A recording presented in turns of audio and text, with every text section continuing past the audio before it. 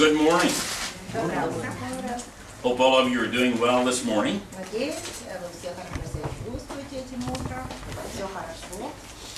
I want to tell you that I wanted to share this lesson this morning that I actually heard while I was in the States.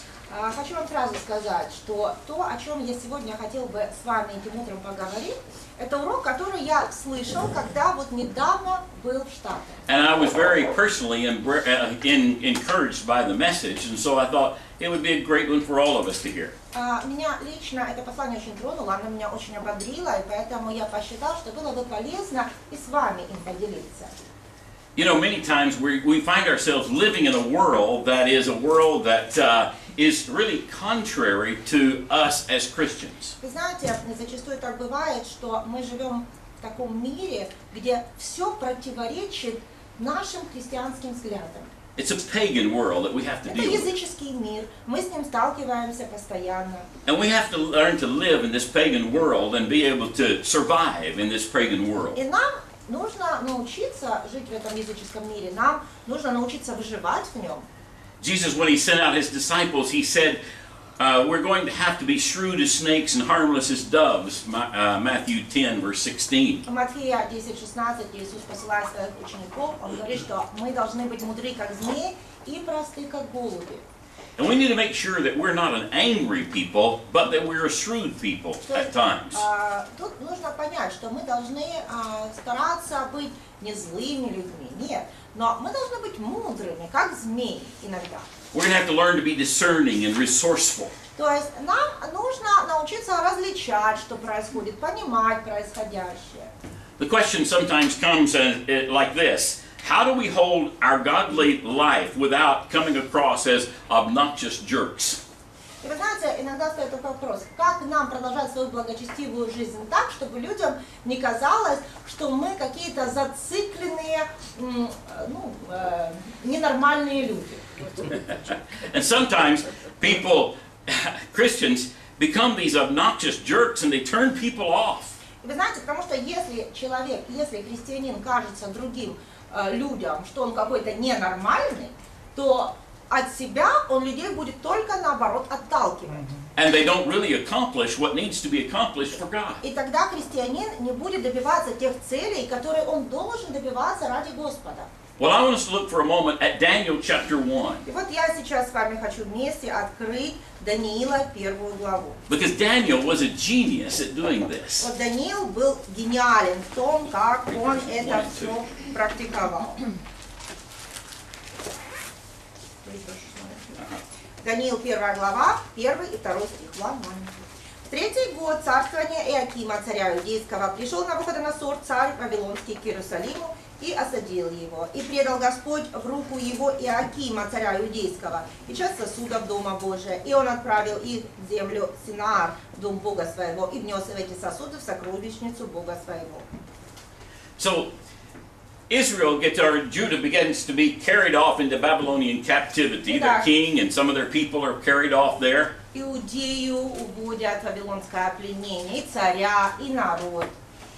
Daniel is a young man, he's a teenager, and his world is now turned upside down. Даниил на то время совсем еще молодой юноша, подросток. И вот в один миг его мир как бы разрушен. Он все стало с головы на ноги, или наоборот.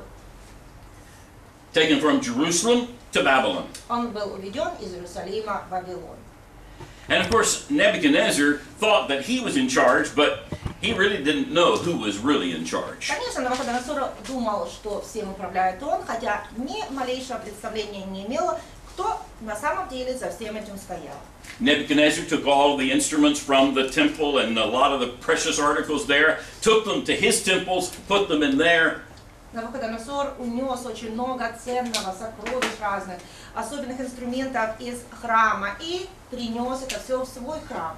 And in his mind he would be thinking, our gods conquered your God. Считая, что это символизирует то, что их боги, они смогли победить иудейского бога. And by us taking these articles, that proves it. Таким образом, если мы все эти вещи, сокровища заберем из вашего храма, это тому доказательство. But the one who was really in charge was our God. Но кто за всем этим на самом деле стоял? Наш Бог. Years early, during the time of Hezekiah, За многие годы до этого, во время правления Иезекии, Isaiah said this. Исаия сказал следующее. Hear the word of the Lord Almighty. Послушайте глас Бога Небесного. The time will surely come when everything in your palace and all your predecessors have stored up unto this day will be carried off to Babylon. Когда все, что находится у вас в храме, все то, что собирали ваши предки, будет унесено в Вавилон. Nothing will be left, says the Lord. Ничего не останется, говорит Господь. And some of your descendants, your own flesh and blood, will be that are born to you, will be taken away, and they will become eunuchs in the palace of the king of Babylon. Некоторые из ваших потомков, ваша плоть и кровь будут уведены в Вавилон, где станут евнухами при дворце Вавилонском. So, was this Nebuchadnezzar's plan? Так что, это все Навуходоносор спланировал? No, Нет. it was God's plan to Господь take это спланировал, captive Israel. чтобы увести Израиль в плен. So Nebuchadnezzar just thinks he's in Итак, charge, but he's Навуходоносор not. только думает, что он главный. And as they were taken off into Babylon, Но это не так. Когда их we увели в have 4 Вавилон, young men that are mentioned here. мы читаем упоминание о 4 молодых юношах. These young men have Hebrew names, У них еврейские имена, but their names are changed. но там их имена меняются. And what Nebuchadnezzar's idea is, we take these young boys and we change their names, we change their thinking, we change their culture, they learn about Babylon, and we destroy the old culture that they had. Как Навуходоносор считал, что мы возьмем этих юношей, мы изменим их имена, мы изменим их мышление, мы изменим их культуру, мы полностью их изменим, и они станут вавилонянами. They're going to have to learn the Babylonian Им language, придется literature, вавилонский учить lifestyle, язык, литературу, образ жизни. and become loyal to Babylon. И они станут верными подданными Вавилона. Now let's read chapter 3, verses 7, Давайте 3 through прочтем 7. 3 главу с 3 по 7 стих. 3 through 7. 1, 3 through 7. I'm sorry. Первая глава с 3 по 7 стих. «И сказал царь Асфеназу, начальнику евнухов своих, чтобы он из сынов Израилевых из рода царского и княжеского привел отроков, у которых нет никакого телесного недостатка, красивых видом и понятливых для всякой науки, и разумеющих науки, и смышленных, и годных служить в чертогах царских, и чтобы научил их книгам и языку халдейскому. И назначил им царь ежедневную пищу с царского стола, и вино, которое сам пил, и велел воспитывать их 3 года, по истечении которых они должны были предстать пред царя. И между ними были из сынов Иудины Даниила, Анания, Мисаила и Азария. И переименовал их начальник евнухов Даниила Валтасаром, Ананию Сидрахом, Мисаила Месахом и Азарию Авдинага. So, these guys are taken off into Babylon. One of the first things that happens is their names change.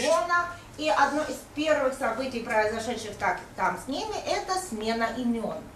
The name Daniel Имя Даниил means God is my judge. означает Бог мой судья. And the intent of that word was to honor God. Этим именем он должен был воздавать честь Богу. Now then, he goes off to Babylon, they change his name to Belshazzar. Теперь он уходит в Вавилон, и там становится Валтасаром.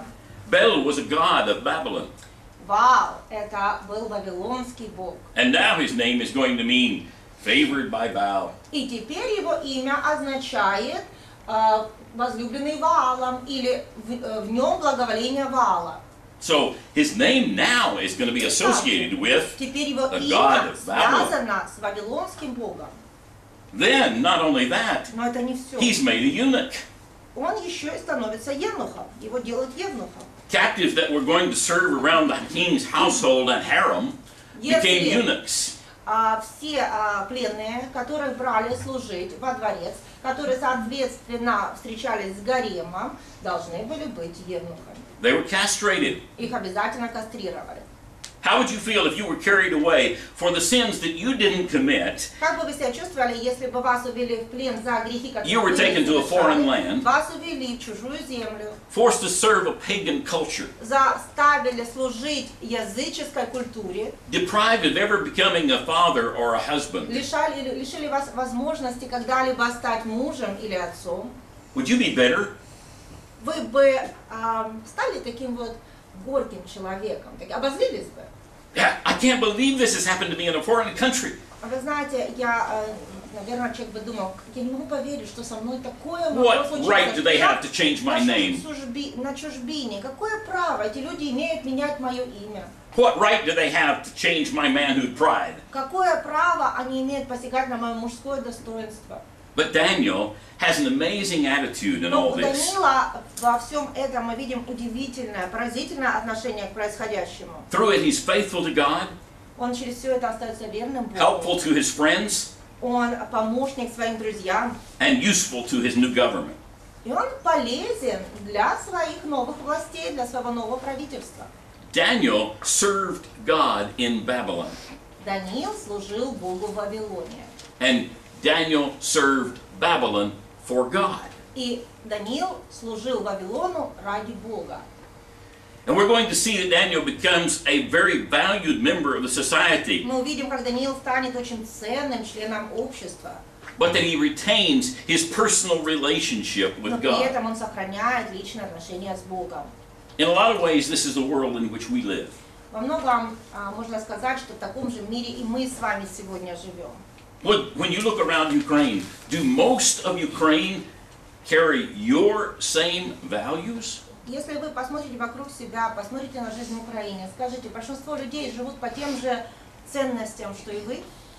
When I look at the United States, most of the United States is going far away from my Christian Когда я values. смотрю на Соединенные Штаты Америки, я вижу, как большая часть народа уходит все дальше и дальше от тех христианских ценностей, по которым я стараюсь жить. So how do we live in a pagan world Как же жить в языческом мире while at the same time being a Christian? и при этом быть христианином?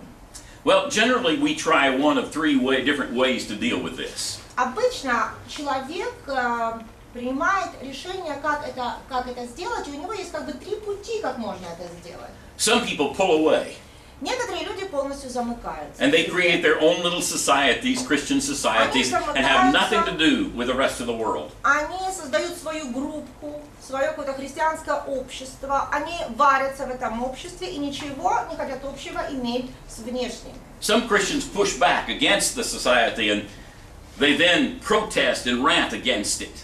Некоторых людей общество само от себя отталкивает, и тогда они начинают протестовать, они начинают бунтовать против этого. And thirdly, some Christians just give in. А третий путь, как некоторые, к сожалению, справляются, они решают сдаться. They just become superficial Christians. Они превращаются в искусственных христиан. I'll play like I'm a Christian, but Они только I'll just притворяются join the world. христианами, но на самом деле они присоединяются к миру. There's got to be a better way to live in Но должен Babylon. быть лучший способ, как можно жить в Вавилоне. We can hold on to our deeply held convictions and values and still be respectful and appreciated by the culture that doesn't hold our values. Можно соблюдать ту веру, которая у тебя есть, можно жить по твоим внутренним моральным принципам и при этом оставаться уважаемым членом общества, в котором ты живешь, даже если это языческое общество. Some Christians develop a warfare attitude and go against the society, Просто but некоторые люди в себе вырабатывают воинственный такой вот менталитет, и они постоянно с обществом воюют. two of the great men in the Bible chose a different path. Но два величайших мужа в Библии выбрали другой путь. God put Joseph in Pharaoh's court to save Egypt. Привел Иосифа во дворец фараона, чтобы он спас Египет. And Joseph served, И Иосиф там служил. and God used him. И Бог его использовал. He assigned Daniel Он to поручил serve Даниилу in Babylon, служение в Вавилоне. and Daniel И Даниил served. служил. So now let's read chapter 1, verses 8 through 21. Теперь давайте прочтем в первой главе с 8 по 21 стих. Даниил положил в сердце своем не оскверняться яствами со стола царства и вином, какое пьет царь, и потому просил начальника евнухов о том, чтобы не оскверняться ему. Бог даровал Даниилу милость и благорасположение начальника евнухов. И начальник евнухов сказал Даниилу: «Боюсь я господина моего царя, который сам назначил вам пищу и питье. Если он увидит лица ваши худощавее, нежели у отроков сверстников ваших, то вы сделаете голову мою виновную перед царем. Тогда сказал Даниил Амилсару, которого начальник евнуха представил Даниилу, Анании, Мисаилу и Азарии: сделай опыт над рабами твоими в течение 10 дней. Пусть дают нам пищу, овощи и воду для питья. И потом пусть явятся перед тобою лица наши и лица тех отроков, которые питаются царской пищей.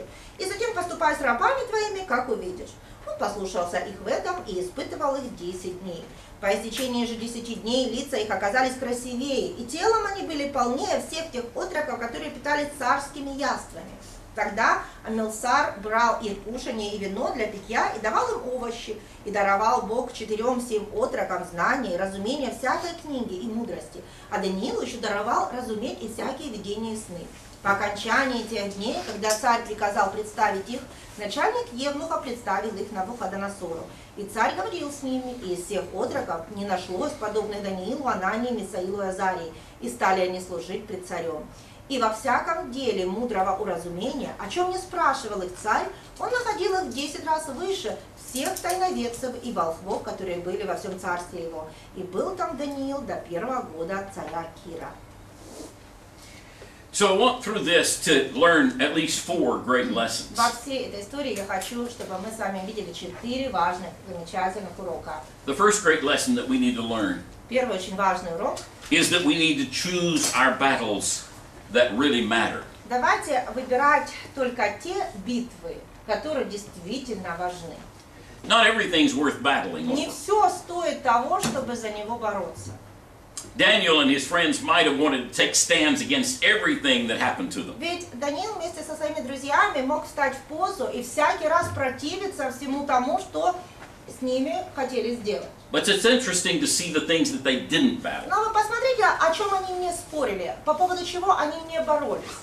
They didn't protest the change of their names. Они не протестовали против смены имен. They didn't refuse to learn a new language. Они не отказывались от изучения нового языка. They didn't skip class when they were taught about the occult and how to use the stars to interpret dreams and visions. Они не пропускали занятия, даже когда их учили разным оккультным наукам о том, как интерпретировать движение звезд или различных небесных тел, или как интерпретировать видения. Which, by the way, the Hebrews were forbidden to do. Кстати, евреям все это было запрещено. They didn't announce, well, we're never going to serve that pagan king. Они не объявили во всеуслышание: языческому царю поклоняться не будем. They didn't treat their captors as enemies. Они не относились к людям, которые их охраняли, как к своим рабам.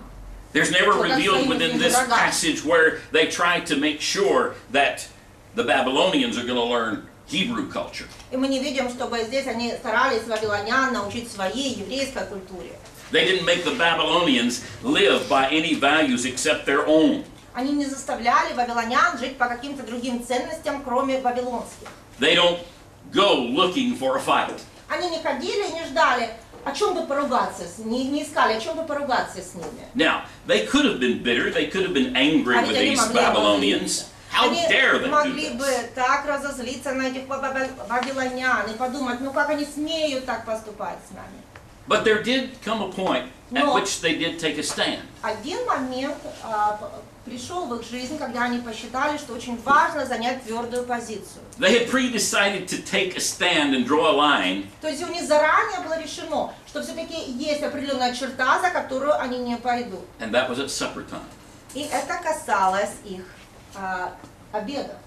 You see, food was put on the altar to the king's gods and then brought to the king's table. Дело в том, что еду перед тем, как приносить на царский стол, обязательно посвящали уже богам, обязательно посвящали вавилонским богам, приносили на жертвенник богам. In that day, those people who sat at the king's table and ate the king's food were not only showing allegiance to the king, but to his gods. Таким образом, люди, сидевшие за царским столом и вкушавшие эту пищу, таким образом проявляли почтение не только к царю, но и к богам царя. Daniel said, you can change my Даниил сказал, name, что, по сути, он сказал, можете менять мое имя. you can do a lot of these other things to me, И все это but тоже можете со мной делать. I can't go there where I worship your gods. Через черту я не смогу начать поклоняться вашим богам. So he didn't take a stand on his own name. То есть он не от себя, он не спорил по поводу собственного имени. But he did take a stand on God's name. Но когда дело касалось Божьего имени, он занял твердую позицию. You know, students, we need to constantly be Знаете, praying. давайте постоянно молиться. God, give us the wisdom to know what lines to draw and what issues to drop. Чтобы понять, где провести черту, за которую не заходить, а по каким вопросам не стоит даже спорить, не стоит даже ссориться. So sometimes we, in different areas, draw lines ourselves. Порой в разных сферах мы сами рисуем эту черту. Well, I'm not going to go eat at McDonald's because McDonald's is American. Я не буду в Макдональдсе кушать, это же американская еда. And there may be other things that we decide, oh, this is just going to be where we take our stand. Черту для себя начертили, это наша твердая позиция, и все, никуда с этой позиции я не уйду. Yet there are stronger issues, more important намного ones более важные that we need вопросы, to stay hold of. и на которых намного And there's some важнее that just стоять, aren't worth fighting. настаивать. А есть вопросы, которые вообще не стоят того, чтобы вообще на них зацикливаться. Secondly, Второе. hold your convictions graciously. Вы стараетесь мудро стоять на своих принципах. Whenever Daniel takes a stand, he does it without being rude, obnoxious, and disrespectful. Посмотрите, когда Даниил все-таки высказал твердую позицию в отношении чего-то, он это сделал вежливо. Он не сделал это грубо, он не сделал это с каким-то вот неправильным настроем. You notice in this passage how polite he is. Посмотрите в этом отрывке, насколько он вежливо говорит. He doesn't say, well, I demand that we're not going to eat the king's food. Чтобы нам не давали царскую пищу. He said, Нет, он говорит, please пожалуйста, test your servants for 10 days. испытайте рабов ваших всего 10 дней. There is no spiritual gift of being annoying. Вы знаете, нет такого духовного дара, как быть человеком, который всех раздражает. If you want people to treat you favorably, treat them graciously. Если вы хотите, чтобы люди хорошо, положительно к вам относились, то вы стараетесь быть приятным человеком. Romans chapter 12, verse 18. Римлянам 12:18. Paul says, if it is possible, as far as it depends on you, live at peace with everyone. Павел говорит, если возможно, с вашей стороны, будьте в мире со всеми людьми. Now, some of us may be concerned about that word, everyone. Некоторых, может быть, из нас беспокоит, а что имеется в виду со всеми людьми? Surely he doesn't really mean that. Ну как это со всеми? Ну не может быть, чтобы со всеми. So I've gone to the Greek and checked out the Greek and examined the word there, and it means... Посмотрю в греческий, точно посмотрю, что там за слово написано, и что оно означает. Everyone. Со всеми людьми. So we're to try to live at peace with Так мы everyone. должны стараться жить в мире со всеми людьми. Not always possible, Это but не we're to всегда try. возможно, но мы должны стараться. Thirdly, Третье. we need to trust the impact of an obedient life. Мы должны верить, что наша жизнь, если она будет покорной, если она будет послушной, то она будет иметь влияние на других. People are not convinced by how loud we shout, Людей мы не убедим, если будем громко кричать. but by how well we live. А вот жизнью нашей праведной их можно убедить. What our Babylonian friends need to see is that the way we live works. Наши друзья-вавилоняне должны увидеть, что наш образ жизни действительно срабатывает. Это именно то, что нужно. We're going to follow the teachings of Jesus. And so look at our lives. Мы, если учим обучением Иисуса, мы должны уметь сказать, посмотрите на нашу жизнь. Look at our marriages. Посмотрите на нашу семью, на наш брак. Look at how giving we are. Посмотрите, какие мы щедрые. Look at how diligently we work. Посмотрите, как старательно мы работаем. Look at how dependable we are. Посмотрите, что на нас можно всегда положиться. How we treat the poor, and Посмотрите, the как мы orphans, относимся and к the бедным, widows. к сиротам, вдовам. We invite them to look at our По lives, сути, мы приглашаем людей посмотреть на нашу жизнь. to compare our И чтобы они appearance. сравнили эту жизнь с тем, как она внешне выглядит. We don't need to rant about unrighteousness as much as we need to practice righteousness. Нам не нужно постоянно кричать о чьей-то неправедности. Намного важнее нам показывать праведность в своей жизни. We need to let the world see a better alternative to their показать lives. миру, что есть лучшая альтернатива той жизни, которой они живут. Listen to what Peter says in 1 Peter chapter 2, Петр, 11 and 12. Петра, 2 глава, 11 и 12 стих. Возлюбленные, прошу вас, как пришельцев и странников, удаляться от плотских похотей, восстающих на душу вашу, и провождать добродетельную жизнь между язычниками, дабы они за то, за что злословят вас, как злодеев, увидя добрые дела ваши, прославили Бога в день посещения. Live such good lives among the pagans, жизнью среди язычников, такой добродетельной жизнью, that they may see your чтобы deeds они, увидя вашу and доброту, glorify God. прославили Бога. Daniel didn't scream at the darkness. Даниил не стал кричать на тьму. Daniel was a light in the Он darkness. сам стал светом в этой тьме. And you'll notice at the end of the chapter 1, И обратите внимание Those four на конец boys 1 главы, что эти 4 отроков, were, living by their convictions and которые were жили bigger по blessing to their своим culture. убеждениям, они стали самым большим благословением для своей культуры. They took on some wonderful things in their lives Они показывали такие замечательные качества в своей жизни, and showed that показывали их, they could have impact through it. что могли этим влиять на других людей. Then the fourth thing is, И 4. never forget, wherever you are in Babylon, Никогда God не забывайте, is on the throne. где бы вы в Вавилоне не находились, на престоле по-прежнему Господь Бог. No matter what happens in our pagan world, Что бы ни God is происходило в still on the нашем throne. языческом мире, Бог по-прежнему на престоле. God was the one who delivered them to Именно Babylon. Бог увел их в Вавилон. God caused the official to show favor to Daniel. Именно Бог сделал так, что начальники вавилонские выказали расположение к Даниилу. God gave Daniel Бог and the other three дал Даниилу и троим superior knowledge and understanding. особое знание, особое разумение. 10 times better. 10 раз больше, чем других. And God is as sovereign in Babylon as he is И in Господь, Jerusalem. Бог правил в Вавилоне точно так же, как Он правил в Израиле. We need to always remember this. Давайте всегда об этом помнить. How much of the Bible is written to exiles? Какая часть Библии написана людям в пленении? You and I are exiles in this world. Вы знаете, что мы с вами, или странникам, или пришельцам, мы с вами тоже как пленники, или как пришельцы в этом мире.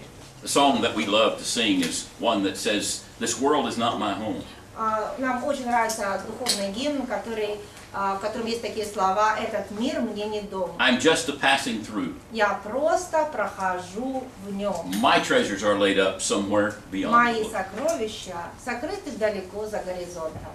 I know I've gone overtime Я today, знаю, что сегодня я немножко вас задержал, and I'll conclude with one thing that I think you need to hear но в завершение я хочу сказать то, что, думаю, вам полезно будет to really услышать. encourage you. Я хочу вас ободрить.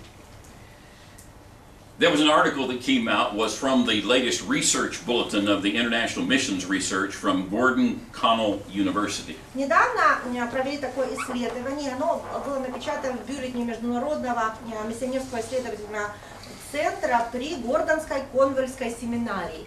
And it was taking Christianity as a whole Исследование было в целом как бы по христианству. And it says by 2016, more Muslims are coming to faith in Christ Jesus than at any time in history. Эта исследовательная статистика показала, что в 2016 году большее количество мусульман были обращены в веру в Иисуса Христа, чем за любой другой период истории. The research continued to say that Christianity is now the fastest growing religion in the world. И также это исследование показало, что на данный момент именно христианство является наиболее быстро растущей религией в мире. And that by 2053, 3.3 billion people will know И Christ. что такими темпами к 2053 году 3,3 миллиарда человек уже будут знать Христа. It also expressed that about 16,000 people a day are confessing Christ in China. Также это исследование показало, что на сегодняшний день, каждый день только в Китае 16 тысяч человек исповедуют Иисуса. And that by 2030, we may start considering И China если такими a Christian темпами nation. пойдет дальше, то уже к 2030 году Китай можно будет считать христианской страной. And it affirms something that we also know is true. Вы знаете, это подтверждение той истине, которую мы с вами уже знаем. The Bible Библия is still by far по-прежнему намного the most published, purchased, and read book in the более world. часто печатаемая и читаемая книга в мире, чем любая другая. Sometimes we begin to look at our world and we say, where is God? Иногда мы смотрим вокруг себя на этот мир и говорим, ну где же Бог? But when we hear these things, Но когда know слышишь what's подобные going on, ты we знаешь, know что our происходит God в is мире, still и ты working in this понимаешь, что world. Бог по-прежнему действует в этом мире. And every single one of us should feel the Каждый privilege из нас должен понимать, какая это честь of working with Him служить с таким Богом in this world. в этом мире.